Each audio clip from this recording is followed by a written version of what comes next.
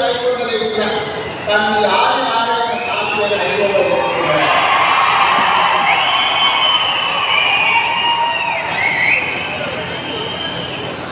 కొంతమంది నాయకులు పేదరికం ఒక ఎక్స్కర్షన్ లాగా పేదరికం చూడాలంటే